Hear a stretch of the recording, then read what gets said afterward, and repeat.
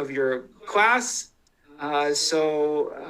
Again, we are delighted and are so grateful that you're taking the time to share with all of us some of your materials.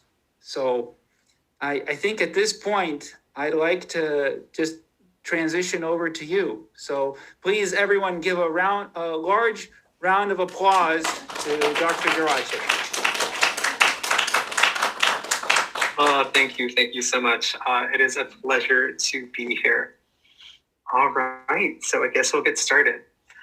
So I had that wonderful introduction already, but I do want to say, just as it relates a little bit to my interest in lecturing here today and the like, that a bit more about my background is that I actually started in the fine arts. I actually started within painting, sculpture, and installation, specifically studying medieval art techniques and iconography especially. My research is based on the Western Church in the early Middle Ages, so there is that element as well. As we will sort of look at through the course of today is a little bit of my research and the sort of trip around the world, as it were, as I took to try and figure out these interesting questions that I had about how relics are enshrined, what specific elements go into their construction, and do those have any sort of symbolic meaning within them. And in terms of that, I had to start, as many academics do, with base definitions. So within that context, I began to gather my resources and try and locate, at least textually, where I could find evidence of some of these sources of information that would tell me a little bit more about the history and construction of reliquaries. And in terms of academic literature, relic and reliquary are two terms that have many, many different meanings. In fact, there has been efforts within academic discourse to try and create a universal definition of relic, which is a bit amusing only in the sense of the long medieval period sort of disdain for trying to pinpoint an exact definition that would exclude or include all of the objects that would make everyone happy. So to that extent, these typically deal with the physical remains, as many of our audience, I'm sure, is aware. And along with this, within a medieval context, this does include objects that interacted with the saint in life or near death, including objects and items that actually held relics themselves.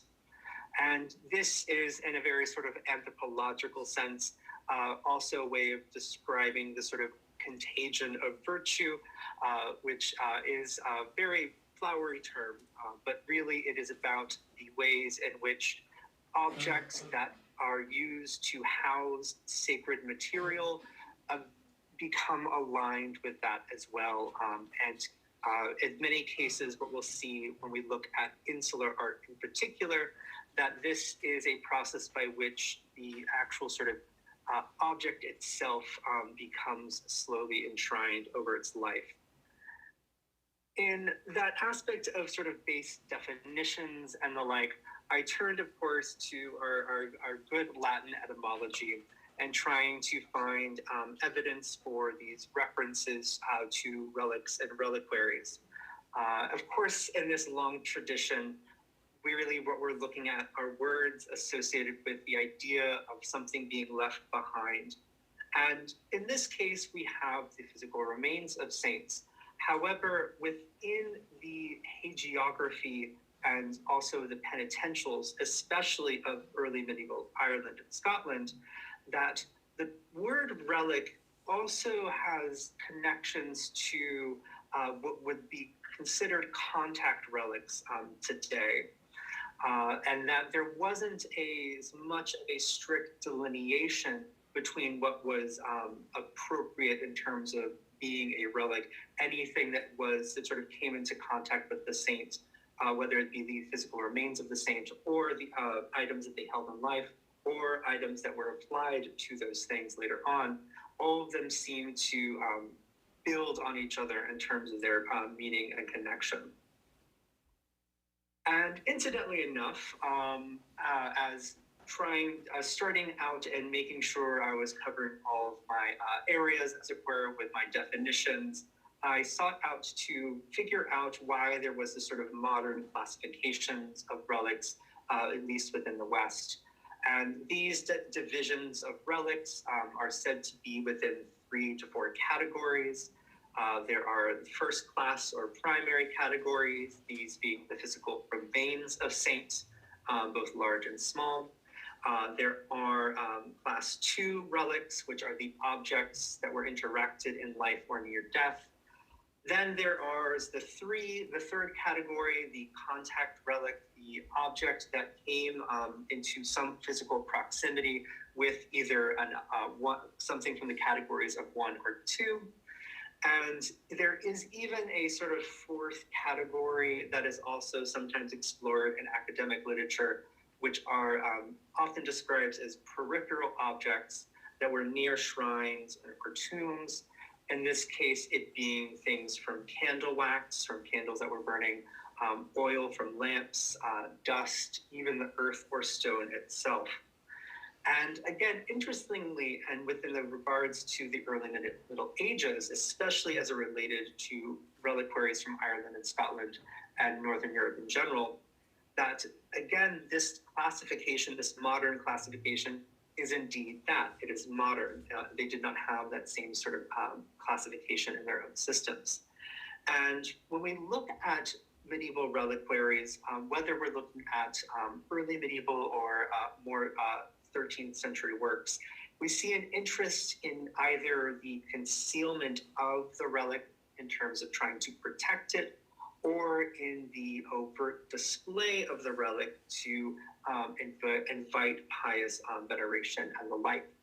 And in this case, we see a change that happens over time, especially after the year 1000, in which reliquaries start to incorporate more rock crystal as a way of trying to both preserve and display the relic inside of it. In terms of the origins of these sort of modern classifications and trying to find earlier examples of them, the earliest in the terms of the modern context that I found was within Cardinal Pietro's Gaspari's Codex of Canonical Jurisdictions and the like. And he based these on a variety of councils and congregations, and this is specifically within the Western context. And he based it on the Council of Nicaea, the Fourth Council of Constantinople, the Council of Trent, and the Congregation of Sacred Rites and Ceremonies. And the efforts that he tried to do here was do something that no medieval source actually had done prior, which is define what a relic or actually just define what a relic is. And in this case, what we actually see common modern definitions that really, in terms of this aspect of looking at relics, that we have 2 distinctions. And they are the significant relics, being the bodies of the blessed and the saints, or notable parts of the bodies themselves, or the sum total of the ashes obtained by their cremation. These being full body displays and altars and the like. This is a much later reliquary shrine from Germany, basically developed during the Counter-Reformation as a way of trying to instill pious awe, as it were, about the virtues of the saints. And in this case, as it relates to what we'll see more so today, is the sort of what Gaspari would have as the second category of relics. The less significant relics, or the non-significant relics, although that doesn't really fully capture the Latin of insignis. In this regard, we can sort of think about it in terms of emblematic, both in terms of actual blazons and the like, but really more in terms of the sort of size as what was sort of main concern.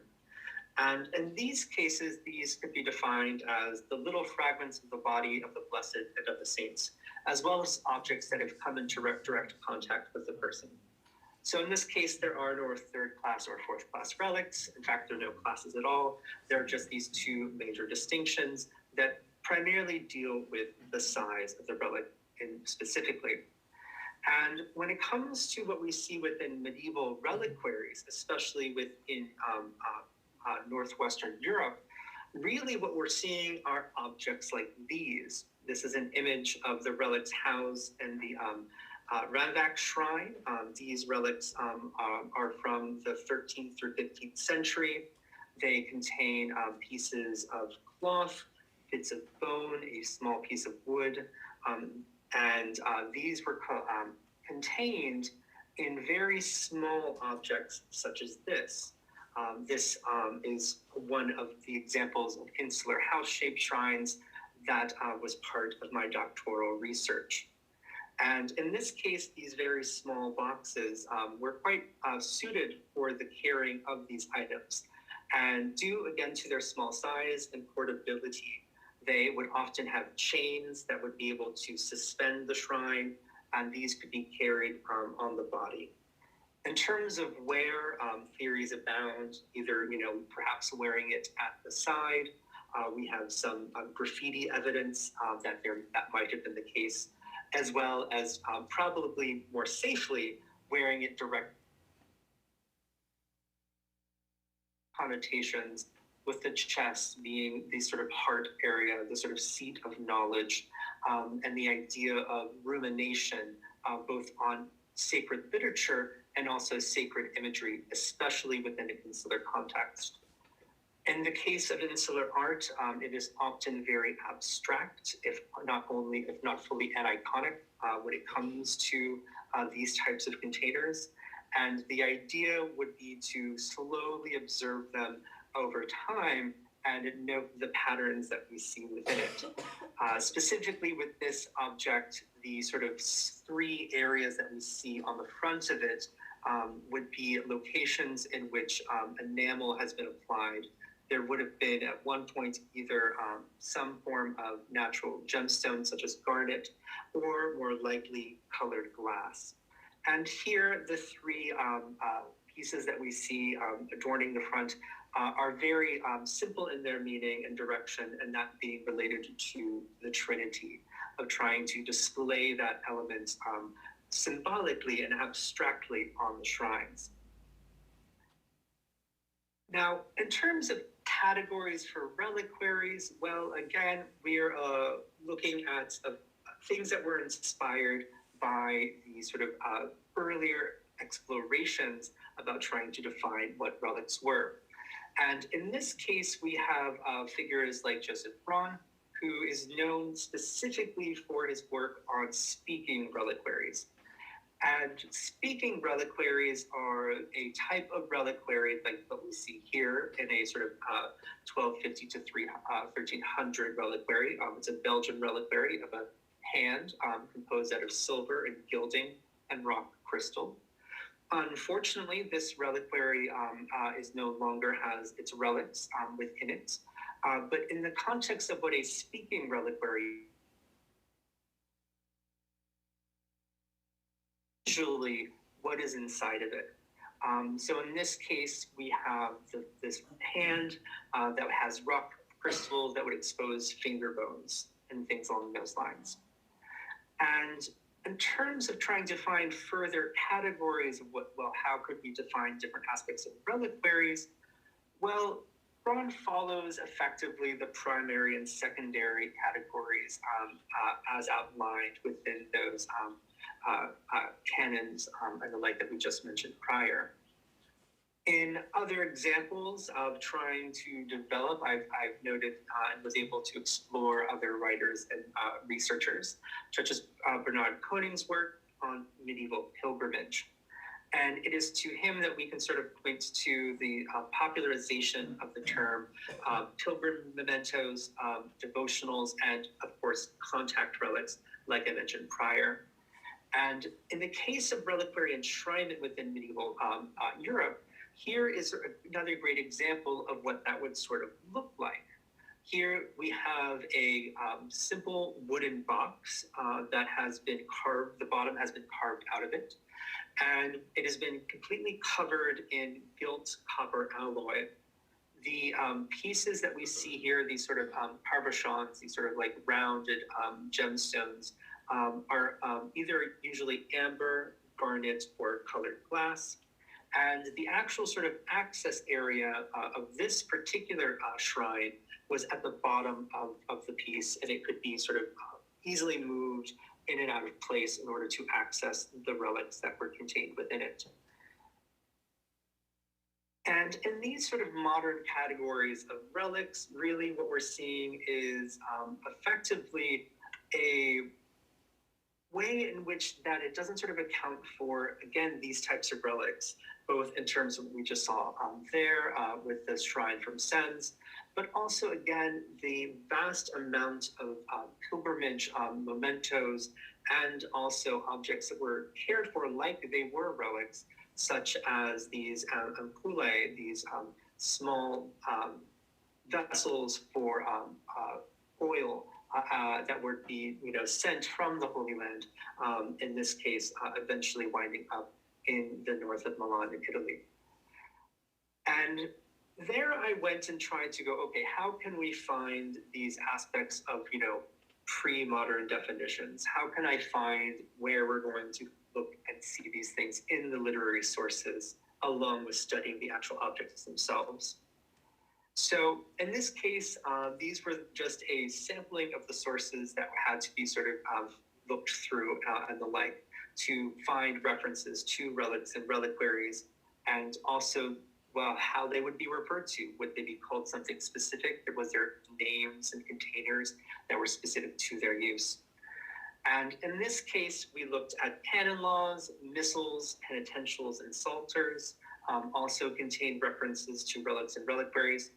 Irish penitentials were probably the most interesting, as we see that the containers for relics also could be interchangeably used for containers of chrism oil, or even the Eucharist, or even the viaticum, sort of the carrying of the Eucharist on a dangerous journey, so that the monk would be able to administer last rites to themselves or another, should they need such. Also, of course, we have the hagiographies, the lives of the saints. These typically, when they do reference the objects, these, especially in the sort of Irish context, tend to be the big exciting ones, such as bells and croziers, which are associated with their own miraculous events.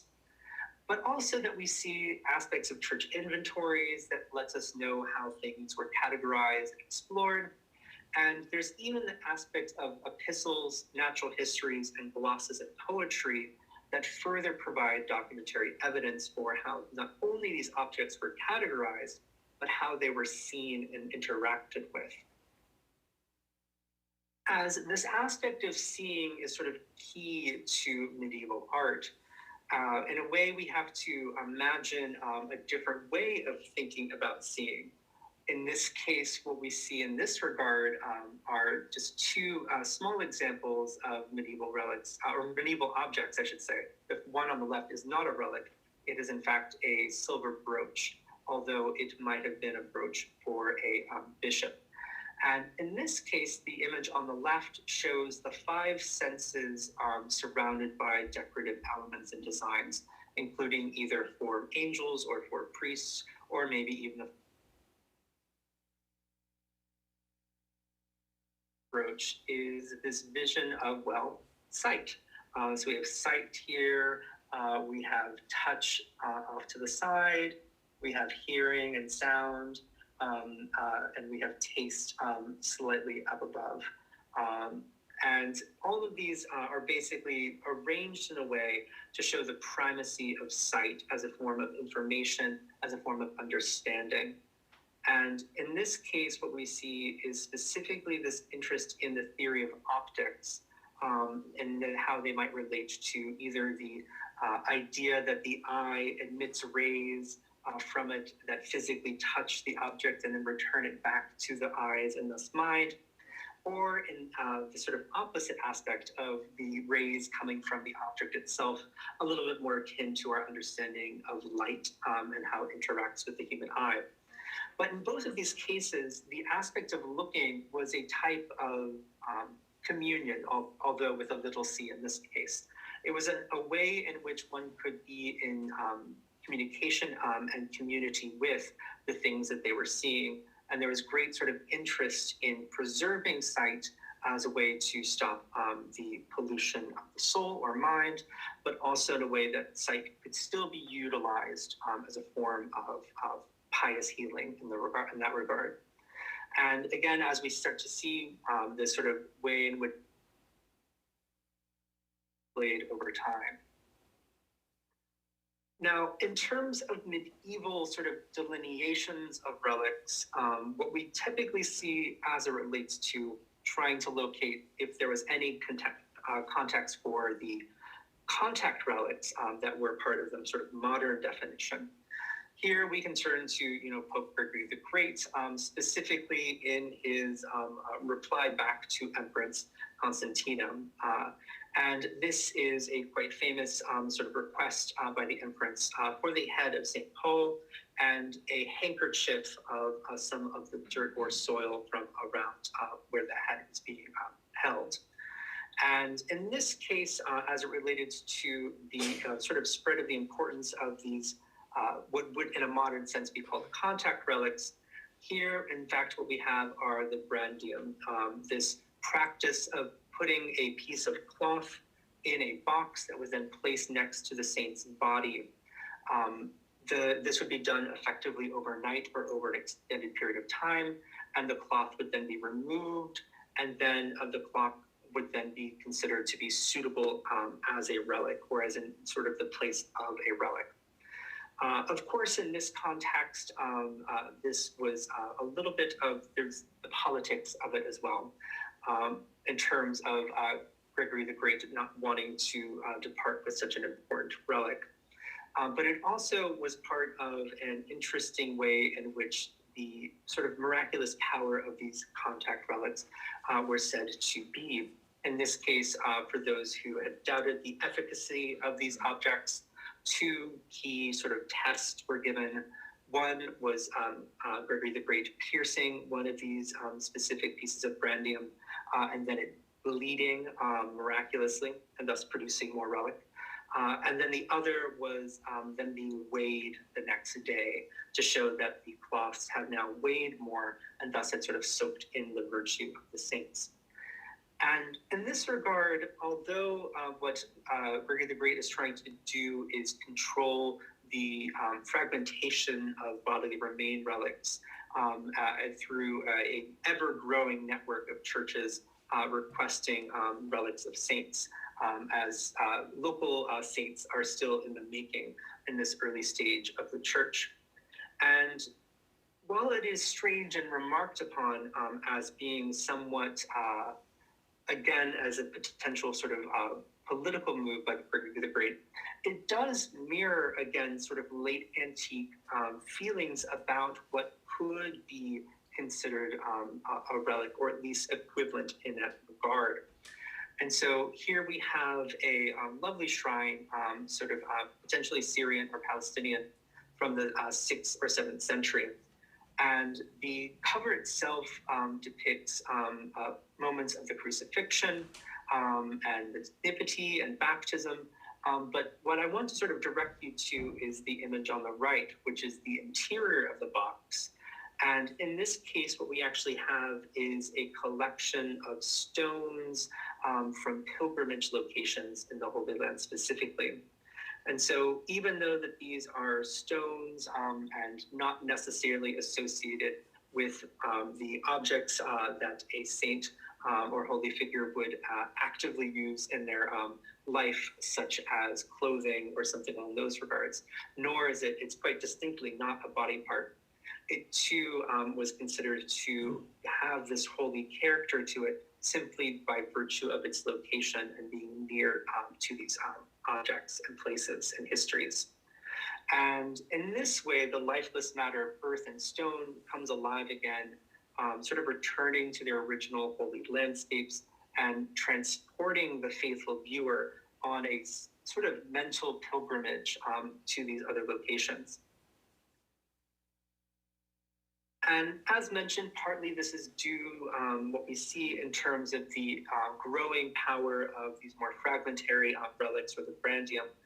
And in this case, it's specifically, as it is cited, at least by Gregory the Great, due to these Theodosian code and traditions within Rome about not moving the buried body, about not selling or trading in relics of martyrs or trafficking with them, and also part of the sort of tradition of sort of venerating saints or martyrs at their tombs and the like. However, by the 4th century, we start to see relics moving a little bit more. So we quite famously have St. Ambrose of Milan, who discovered 2 previously unknown saints and had their remains moved or translated to the Basilica of Fausta. And in this case, what we start to see is the beginning of the sort of visual language of reliquary enshrinement. So as mentioned, there was a sort of concern over trying to stop a relic from defilement or corruption, or simply, the elements of life, which is again something that we see within the Irish penitentials specifically. This, which sort of you can imagine being in a slightly more sort of rainy, cold location, that you're going to want to make sure that mold or the like doesn't grow on things when it shouldn't. And the other element, as mentioned, again, is in the sort of medieval way of trying to make the invisible visible, of trying to use poetic material and language to express what could not be normally seen with sort of human sight. And in this case, sort of again, our big major foundational elements, such as the martyrdom of Polycarp, which has his followers taking up his bones, which are more valuable than precious stones and finer than refined gold, and that they laid them in a suitable place thereafter. And the ways of talking about virtue in terms of precious material is, quite evident throughout the Bible, and then also in commentary thereof. And in this case, precious materials objects become metaphors for divine gifts, grace, holiness, and bringing about a way to make the immaterial material. And in this case, we have, again, some great documentary evidence, such as St. Ambrose Milan's own sort of sermon welcoming the relics, the poetry of Prudentius and Victorius, and sort of, in this case, we can sort of, again, look at this specific wording, albeit I have translated this into English or utilized others' translations for those who are interested in the original Latin, or as I bring up later and today, the Old Irish. I do have those should you wish. But for the sake of simplicity, here we have a way in which, again, precious material is associated with virtue in this case, and talking about how the aspect of splendor of jewels, the diadems that adorn them, but also this idea of Christ as artist himself in the fashioning of these gifts and jewels and the like, or spiritual metaphors at least. And also within this is the interest in the incorruptibility of holy bodies as it relates to that miraculous event, but specifically in a way of trying to show this the connotation of eternity. It's why we see gold often so much in reliquaries, as gold doesn't rust and is associated with light due to its highly reflective nature, and thus the sun, again, due to its hue. And so in this case, it's sort of trying to, again, bring about this element of communicating to the viewer that the interior, what this object contains, is quite precious, holy, and special. And when it comes to the stones that we see on these types of objects, these typically, again, have a long history of potential meaning within them.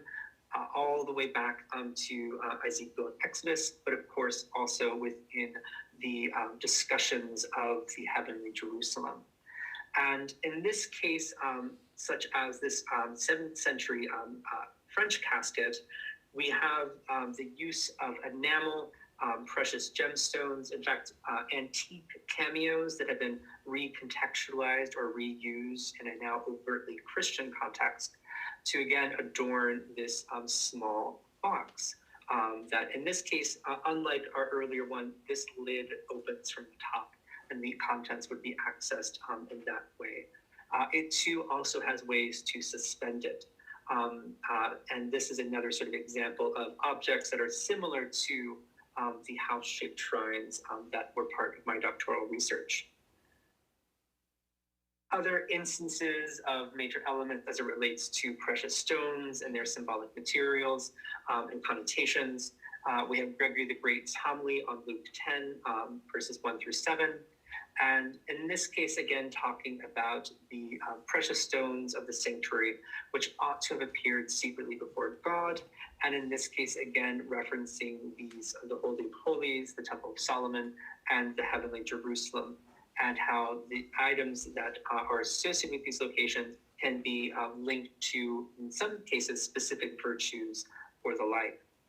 And we see the use of gems in this case also way to act sort of symbolically for references to the wounds of Christ, to the evangelists, and also to virtues and connotations thereof.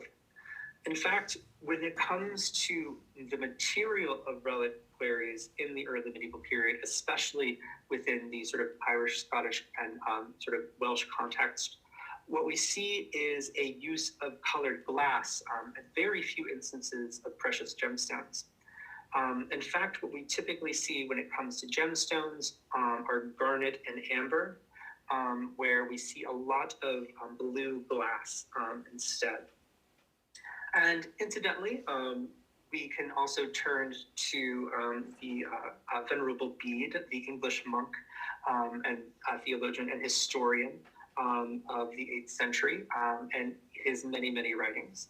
And he even further sort of glosses the understanding of what glass is and what it could signify.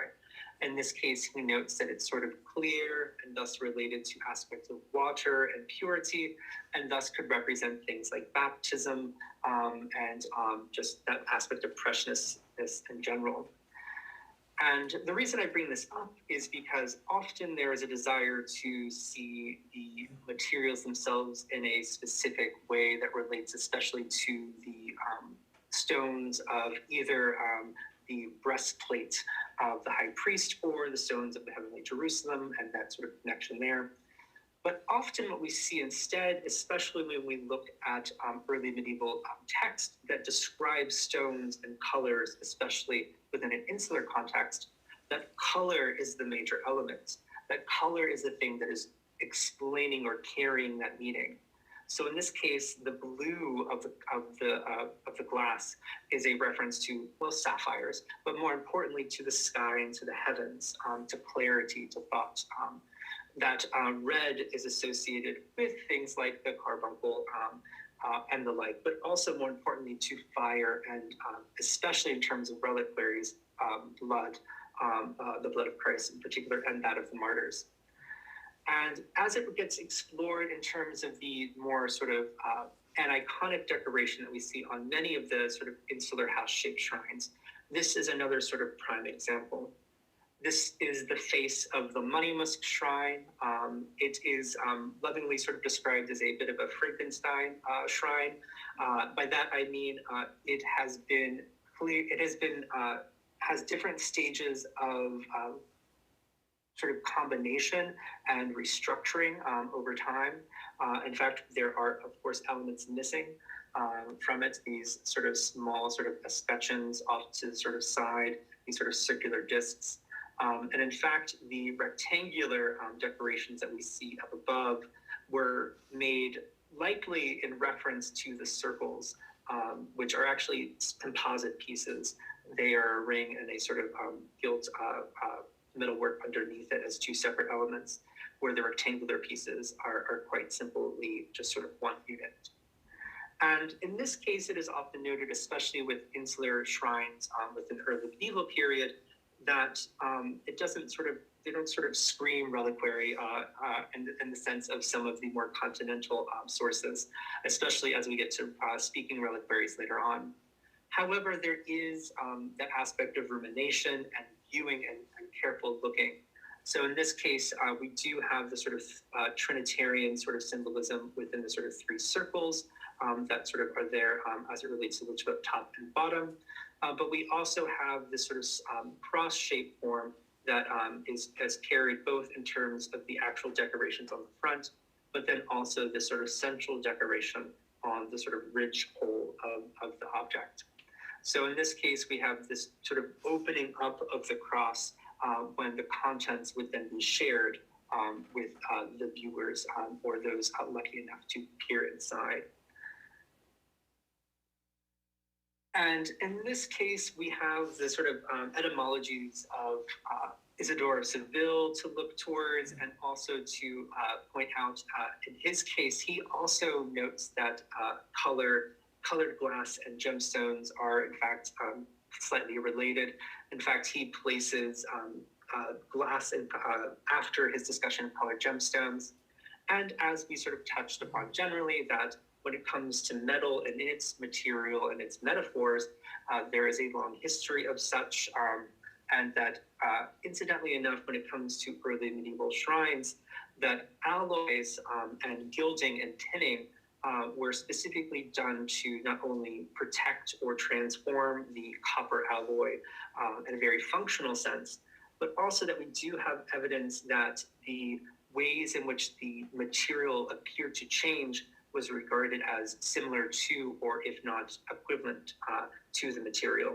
So in this case, the gilding of an object people would read it as gold.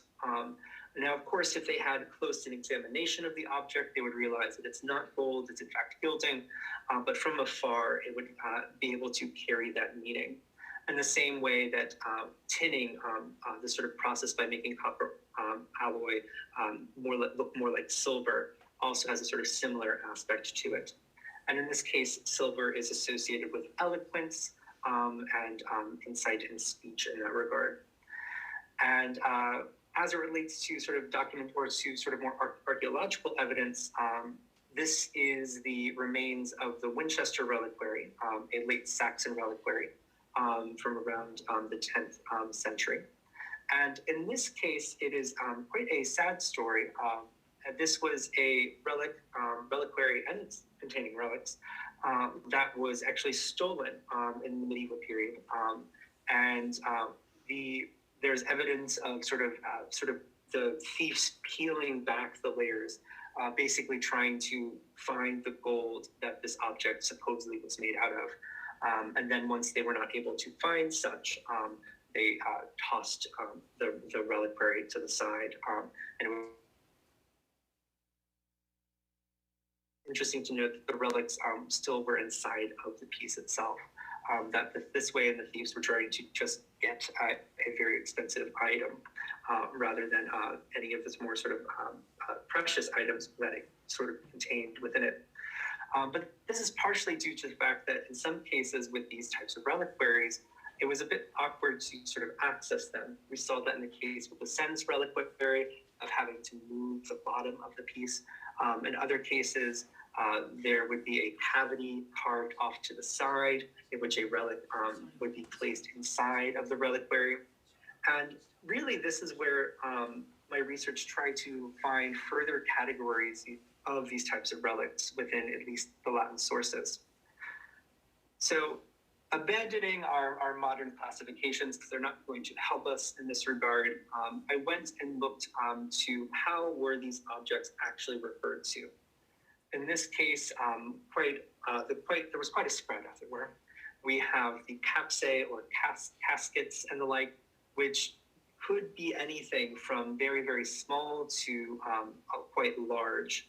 And in terms of form, in terms of the actual shape of the objects, the word itself was used interchangeably. It was used for oval, It was used for cylinders. It was used for, again, also these hinged hip roof boxes.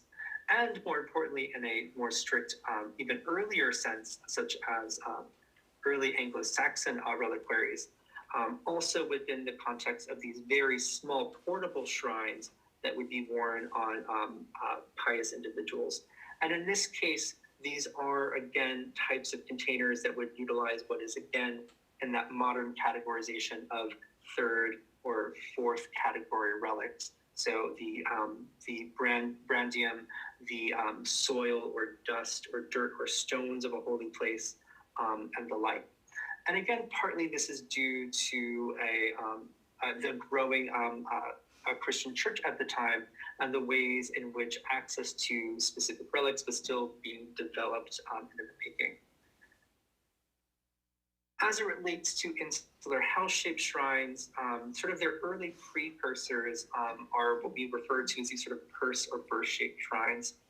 And in these cases, these types of enshrinements can either be completely cloth-based, in the case of the image on the right, or they can be, again, more sculptural and include a sort of wooden core that then goes out and is covered in this sort of copper alloy, which then, in this case, with this this sort of French example, as a sort of a bit more iconographic. In fact, we have, I believe, Peter and Paul and Mary, and Christ being depicted on the front of it.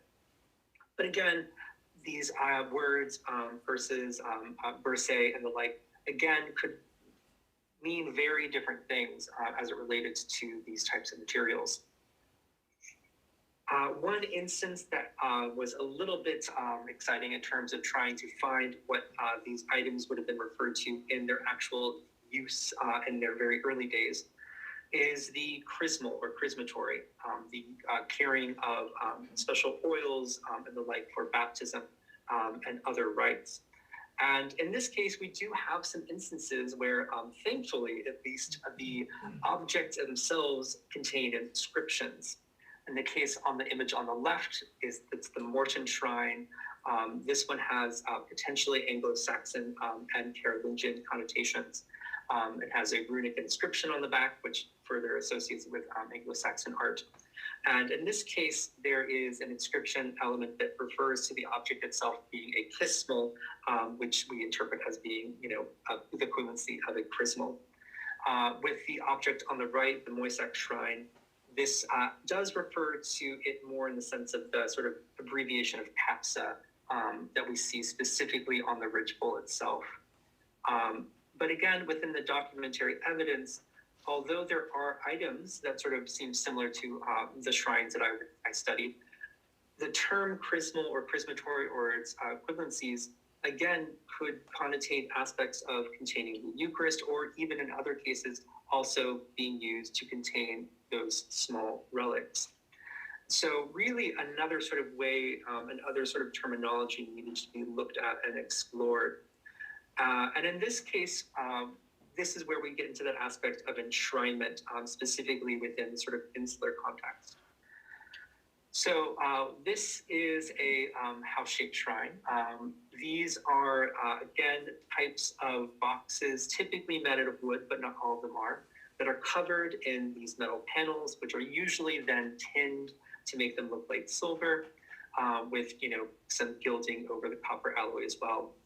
And in these cases, a lot of their construction is very similar to one another, especially within an insular context. All of them open from the top, and many of them have a slight, basically a locking mechanism at the front of them that allows the lid to sort of stay in place. There's a pin that can go into the sides. And again, in these cases, we see a lot of them having very simple decoration. In fact, a lot of abstract decoration at that. And in terms of trying to find other words and examples within the sources, I came again to the term ministerium and its Old Irish equivalent. And in this case, what we see is a term associated with pilgrimage and monastic life, but especially that of the peregrinal type of monastic living, in this case, a more sort of going out from one's homeland to then eventually, in the cases many of the Irish saints, founding monasteries within Europe and at various points. And in this case, I'm trying to find out, well, what could enshrinement be, is we also have, in this case, with the Relic Shrine, quite especially, the object on the left is quite large, and the object on the right is a smaller shrine that was found contained within the larger element here. And in terms of overall decoration and functionality, the smaller shrine itself, the image on the right, again, very simple in its decoration. In fact, there is no surviving decoration, if it even had any. And in this case, what we see is probably what would be equivalent to those small containers that the saints and monks would utilize in their ministrations, such as the term. And in this case, again, the objects themselves contained a multitude of sacred materials and effectively could be sort of used interchangeably, both as reliquary in a very strict sense, but also could contain the Eucharist and holy oils, and even, again, elements that we would sort of associate with that or modern contact bell definition. Interestingly enough, when it comes to enshrinements, we also have the enshrinements of bells and gospel books specifically. And in this case, it is an element of that sort of relic object associated with the saint, in many cases with the actual sort of writings of the saints or illuminations that they were a part of creating, and thus the preservation of the book within a shrine. On top of the fact that that manuscripts were quite expensive and took a long time to make and create, and this further allowed for them to be embellished. Now, this is tied in part to the ways in which gospel books would have very elaborate adornments on them themselves. But in these cases, with these book shrines, they would sort of contain the book entirely. And it was less about utilizing it as a sort of cover and more about sort of locking it away for safekeeping. And in these cases, again, the decoration of them ranges from the aniconic to slightly symbolic in terms of the ornamentation. And we see a lot of animal interlace and motifs that are associated both with the animals of the world, of the land, sea, and air, but also in a reference to seeing and understanding Christ. In this regard, drawing from the canticle of Habakkuk, and that this reference to that you will see him or understand him or know him between two beasts and the like. And so we see a lot of beasts flanking these stand-ins or Christ-like figures within insular art. And as it relates more to this element of what we were looking at today within my research, I then had to turn to probably the only example within the textual sources that specifically might relate to my types of objects that were part of my study. This is Aldheim's riddle. He had a series of riddles. He was an Anglo-Saxon scholar from the 8th century. In fact, he died in 709. And in this, his riddles appeared in a group of letters, which he tried to give the King Aldhelm of Northumbria, basically direction, basically pastoral care. And within those were a series of riddles, some of which were quite, mundane in the sense of, a sword, scabbard, and the like. But in this case, this was a riddle that referenced an object that was similar in shape to a church, or at least could be, that it had these glowing bosses on the outside of it, that it had precious materials that went in terms of its construction, but that within it contained this sort of the beautiful species of Christ, both a reference to relics and also the Eucharist in this regard. And that sort of quite famously, as it relates to Insular House-Shaped Shrines, that the temple of the roof does not rise from beams or columns. In fact, that this object is something that you can open it by lifting the lid. And in my research, while this riddle was known to other scholars who've looked at these types of objects before, I really wanted to sort of go deeper into exploring this idea of domos and templum, specifically in reference to what Aldheim was trying to explain. One is that in his various types of riddles, he does use the word domos to refer to houses in general in a very sort of symbolic sense. So the container of something could be poetically referred to as a house. However, he does not use the term temple to refer to anything outside of its sort of Christian connotation. Although, again, historically speaking, templum is just temple, and again, in Latin sources would be also used for any temple structure, Christian or otherwise. But Aldheim is writing these Christian riddles and advice to the king. And in this case, templum specifically does relate to a sort of gloss or synonym for church. And this, again, was something that has been noted by other scholars prior, specifically in the way that insular house-shaped shrines appear that they might mimic that sort of shape of Irish churches. Unfortunately, with Irish churches, the wooden ones have not survived to modern day, and many of the stone ones are fragmented and from a later period than what we would be able to sort of use to look at in terms of these 7th or 10th century shrines. However, we do have drawings or the like, such as in the Book of Kells, the Temptation of Christ page, which features the dramatic scene in which Christ is being tempted to jump off or fling himself from the top of the temple. And there is this fascinating black sort of devil figure off to the side, which again, there's a wonderful physical evidence from the book in which scribes and readers and pious viewers had actually pierced the figure of the devil at various points. He's quite filled with holes, unfortunately, for him. But in this case, the actual structure is very similar to what we see with these types of house-shaped shrines. They actually seem to have this sort of like roof-like structure. There's these finials off to the side that are similar that we see within other sort of ecclesiastical architectural context. And there's even this sort of small area down to the side. The proportions are quite similar.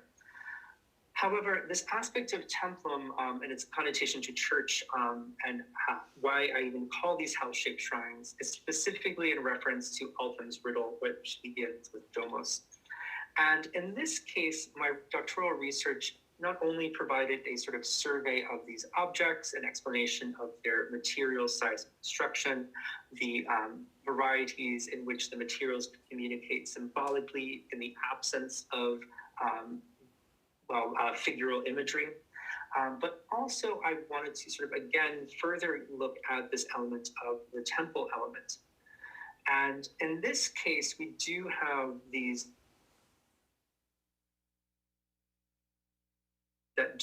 sort of ridgepole areas that have basically miniature shrines above them.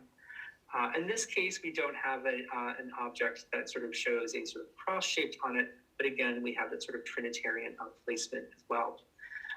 Of course, it's not just about what survives, it's about what hasn't survived or what if survives only in fragments. And there's a small stylized ridgepole that's held at the Ulster Museum in Belfast. And in this case, we see again a sort of reference perhaps to a building or the like in this regard.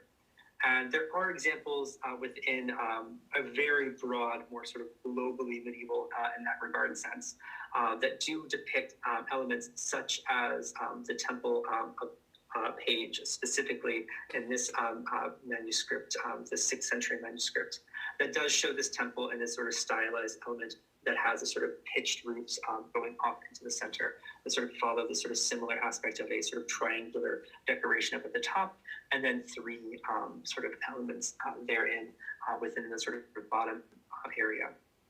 And of course, this is what my research wanted to sort of explore is, are these objects, should we call them houses, should we call them churches? And in fact, as many have also mentioned for me, that they are also very similar to sarcophagus-shaped reliquaries and shrines. And in this case, I noted that, well, one, the objects themselves contain all of these meanings within them, that these things are simultaneously referencing all of these sources because they're interrelated.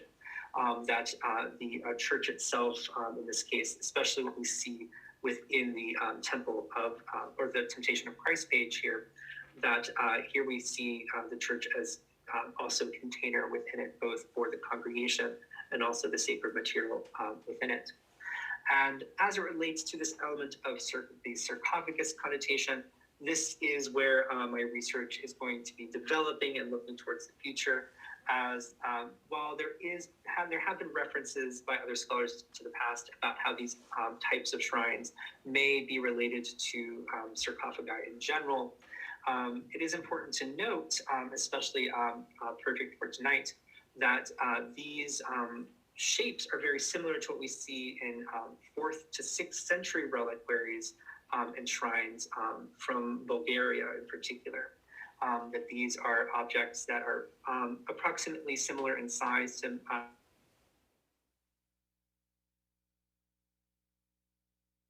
but again, we can sort of see a sort of pitched roof aspect to some of the metalwork within it.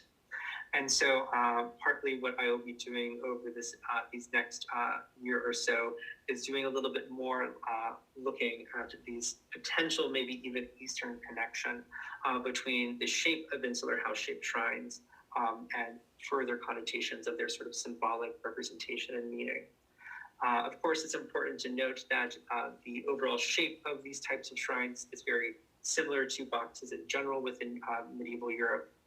But the decoration, the connection that they have to pilgrimage, and the connection they have to ministration merits deeper looking. So that sort of brings us to the end of my discussion today. I hope that you have found it interesting, at least entertaining in some regard, and I welcome any questions or comments that you may have.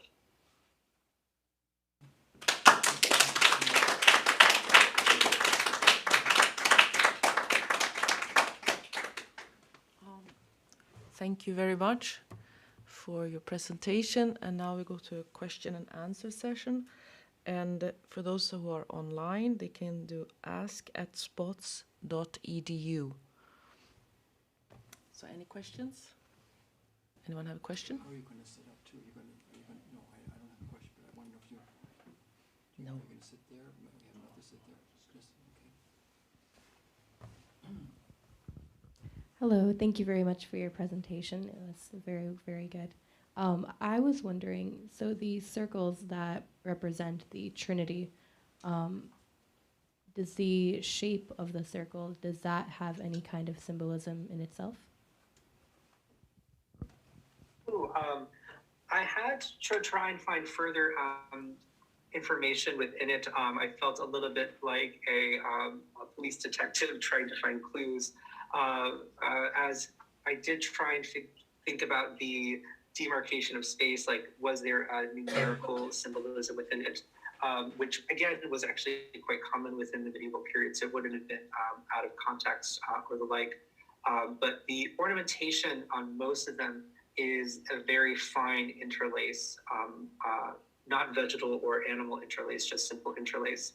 And in this case, there have been conversations about how interlace in general appears a lot within art, both as a form of adornment, it's quite pretty to look at, but also in more sort of folkloric elements of being apotropaic, of effectively trying to ward off corruption or evil through the many interlying knots within them. So there is that possible other sort of meaning or use that they might have. Thank you, Doctor. We have a question from our online audience. The question is, were most of the reliquaries created during medieval times in the British Isles destroyed during the Reformation? Ooh, so in that case, there is examples, well, we have many examples of objects and relics themselves being destroyed during the Reformation. In the case of these early medieval objects, it's a bit harder to tell. One is that some of them were actually taken by Vikings. In fact, the Randveck casket that I sort of pointed to a little bit earlier, here we go. This shrine actually has a runic inscription on it with a potentially female name, and that basically just translates to Randwijk owns this casket. And this was found actually within a Viking burial that then was brought back into the church, specifically because the shape and form of it was so similar to the other shrines that they knew that it was probably intended to be a container for sacred objects. However, when it was initially found, it was within a effectively potentially a pagan burial, and it was sort of just a box itself. And in this regard, we do have the aspects of Vikings coming and taking things. The Loch Canal Shrine is also a bit mysterious, this one right here. So this one was, a lot of them were found during the dredgings of like waterways, during like public works and things like that. So their direct archaeological context is a little bit unknown in certain cases, outside of the general area. And also, like, you know, the dredging can damage the items themselves. So their fragmentation is a bit hard to tell. But in this case, there was a slight residue over this shrine on the outside that may have been wax. And one scholar has theorized that this is actually a deposit, that this was a shrine that was hidden away, that it was covered in some sort of wax-like material to help preserve it from the elements, and that the intention was to go back and get it. However, its owner was not able to return to those locations. So many of these early medieval objects don't have any sort of signs of sort of destruction in a very deliberate sense, especially as it relates to the Reformation. And in fact, what we're really seeing is the end of a use life, that these become old-fashioned. People want new and exciting reliquaries, and these get out of commission, and in some cases maybe have been considered relics in their own right, that over time they would have been associated with a particular saint, or just the containing of those objects. But for the most part, what we see here is just a very long history of use, and then either them being lost, maybe even during traveling over waterways. And in the case of the this last one here, in terms of the thank you slide, the Bobbio Shrine, this was interred with remains, but in this case within the monastery at Bobbio. So in this case, it is a quite sort of like pious retirement for this object, which is a bit different than what we normally would see. Thank you. We have another question from our online audience. Were more relics and reliquaries preserved in Ireland or in England? Ooh, so in that case, what we see within Ireland is the aspects of potential hereditary keepers and the like. So when there are relics and reliquaries, especially in the aspect of enshrinement, such as these croziers and the like. Now, in this case, it is important to note that the construction of these are a wooden core with metal enshrinement around it. However, it is unlikely, as other scholars have pointed out, that the wood itself is the relic. In fact, what we're probably seeing is a very fancy crozier that gets associated with a saint much later. And in these cases, these are objects that were basically in the care of specific families that were effectively allow us to know a little bit about their provenance, and in some cases were used for the swearing of oaths or for ceremonial purposes, both in terms of clerical, but also in terms of civil, up into the modern period. So we do see it sort of a difference in that regard. So perhaps in Ireland, but without doing a full survey and getting all the numbers down, I wouldn't be able to say for sure.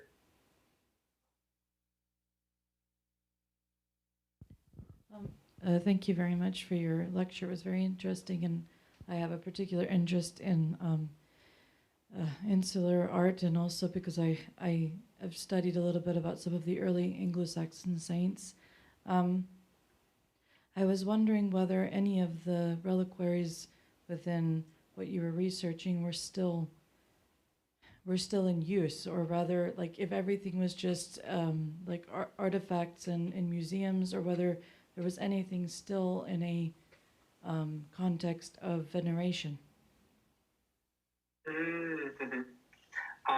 In that case, it's important to say, let me think, I want to say if I can categorically say this.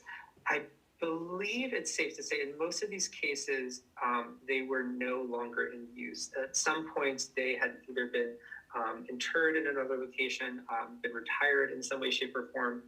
In other cases, the provenance isn't fully known, that we don't know when they came from. In fact, quite famously, the Musk Shrine, the one that I showed that had that sort of cross-like pattern on it, this was found within effectively a manor home within the Musk area within Scotland.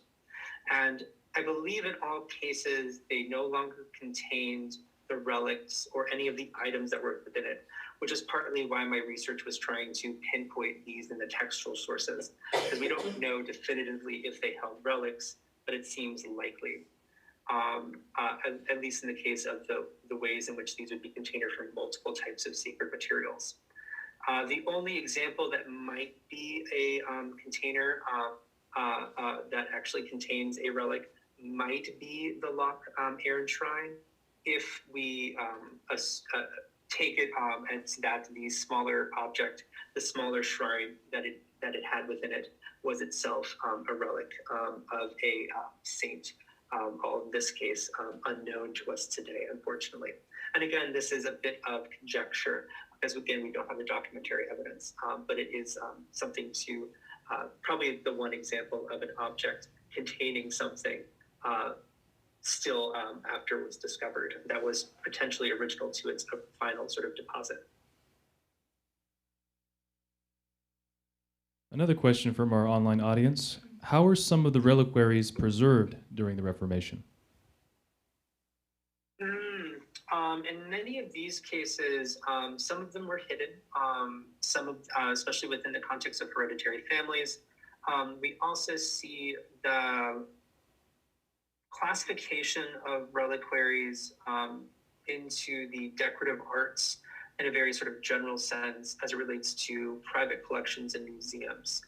And within this case, effectively, they become preserved for their aesthetic beauty, and in many of those cases, the relics might not necessarily survive, or in the cases especially of more clear items, such as the contact relics, they are still part of their overall containment and display.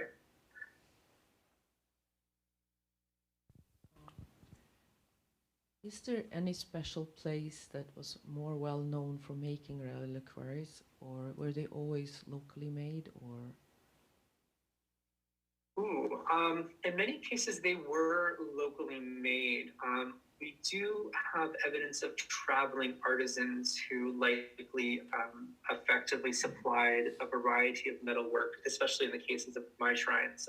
They are all wood that has been coated or covered in metal in some way, or entirely made out of metal.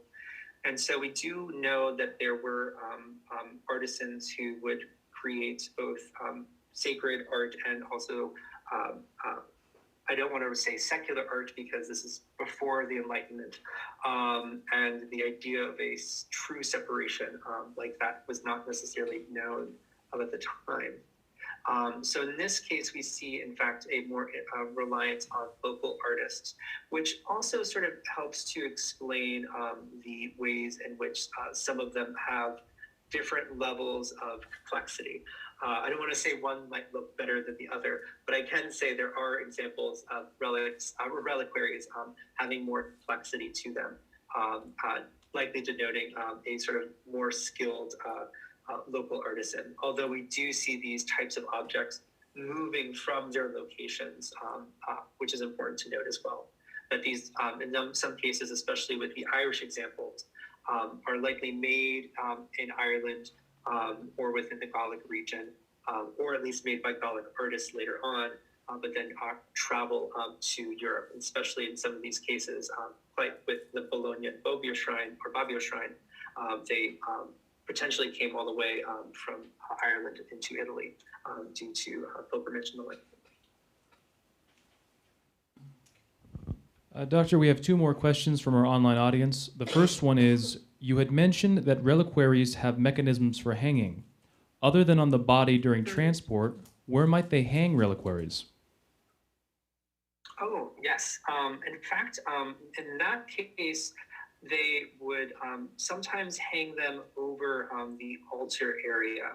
And we have some evidence of similar items in doorways and decorations and things like this. So I think probably won't get it. But in this example of the Heavenly Jerusalem, there is a cross that is being hung up in towards the sort of central area.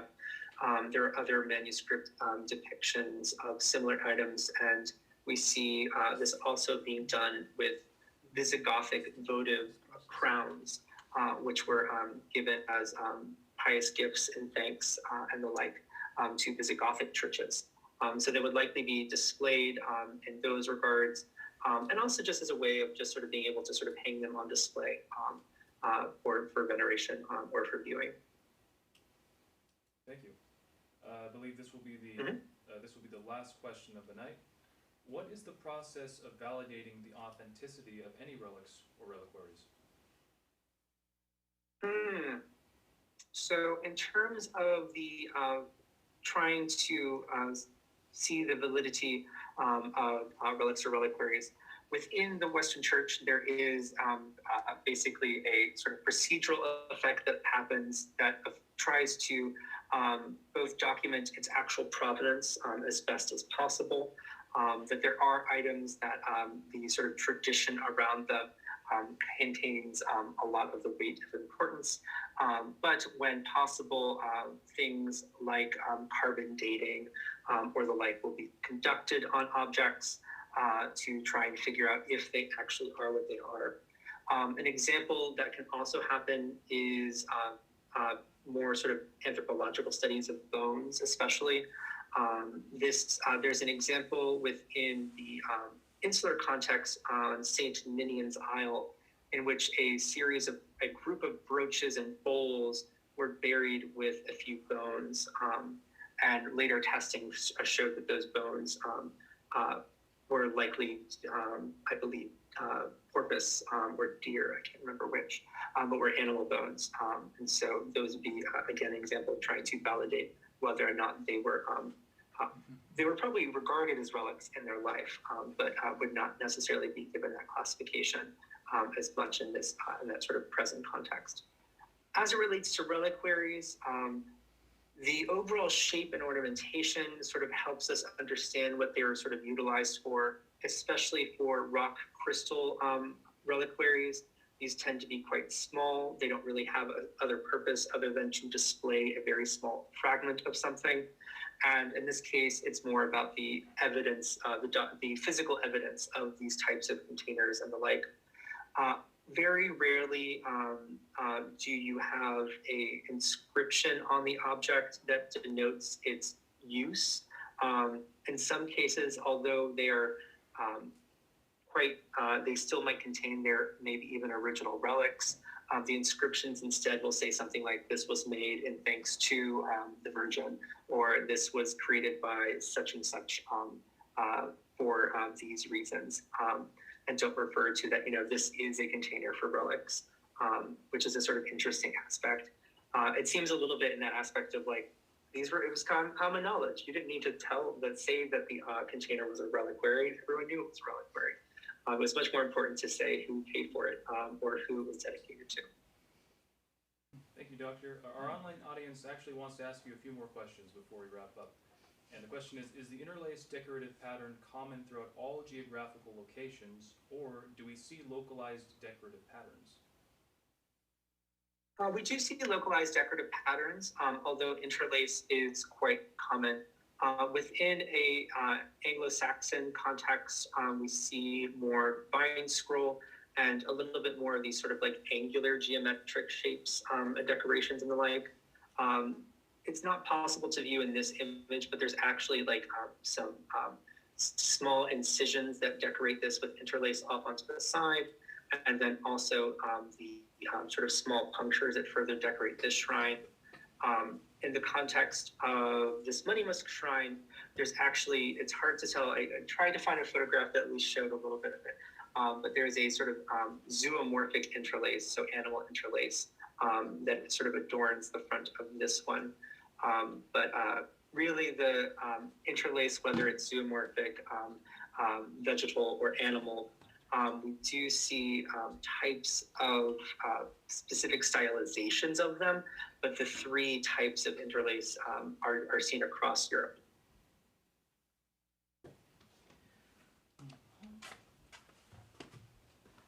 Well, we want to thank you again for your time and for a very interesting lecture. Everyone, can we say a prayer for Christ is risen from the dead, trampling down death by death, and upon those in the tombs bestowing light. Prayers of Holy Master, Lord Jesus Christ, our God, have mercy on us and save us. Thank you kindly, Dr. Gerace, very much. We enjoyed it, your presentation, and it was a treat for all of us. Thank you. Thank you so much for having me. Thank you.